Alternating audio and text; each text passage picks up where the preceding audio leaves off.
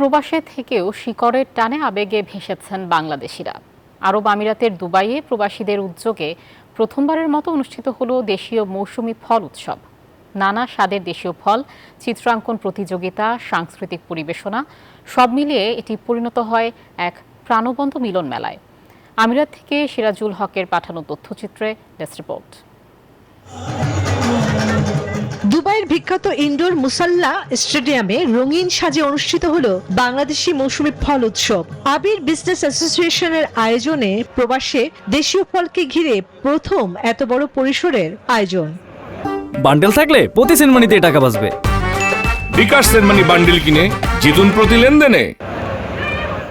প্রদর্শনীতে প্রায় 50-এরও বেশি প্রজাতির দেশীয় ফল, সেই সঙ্গে নানা আকারে ফলের ঝুড়ি, ফল অলঙ্করণ এবং হস্তশিল্প।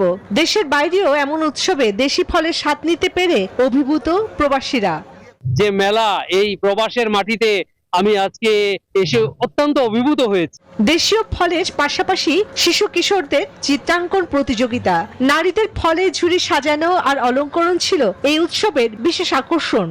বাংলাদেশে এরকম অনেক জায়গায় গেছিলাম, বাট এই জায়গাটা অনেক বেশি ভালো লাগতেছে বিকজ এটা দেশের বাইরে ফার্স্ট টাইম একটা ফুড ফেস্টিভ্যালে আসছি। আসলে আমাদের প্রজন্মকে যদি আমরা উদ্বুদ্ধ না করতে পারি, এগুলো সব বিলুপ্ত হয়ে যাবে।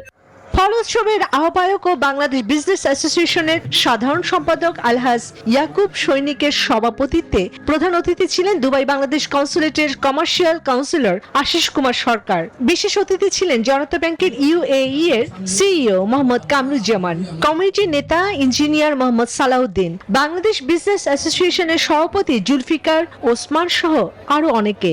ফ্রুট এবং ভেজিটেবল যে উৎপাদন, সেগুলা সারা বিশ্বের মধ্যে আমরা আমদানি রপ্তানি বাড়ানোর জন্য এই আয়োজনটা করেছি। এখানে ব্র্যান্ডিং হচ্ছে, পাশাপাশি আমাদের সংস্কৃতি, এই আমাদের যে ফল মূল খাবার অভ্যাস, এগুলো কিন্তু সংস্কৃতির অংশ। দেশ থেকে হাজারো মাইল দূরে থেকেও প্রবাসীরা যেভাবে বাংলাদেশকে বুকে ধারণ করেন, এই আয়োজন তারই প্রতিচ্ছবি। Desk report, news 24।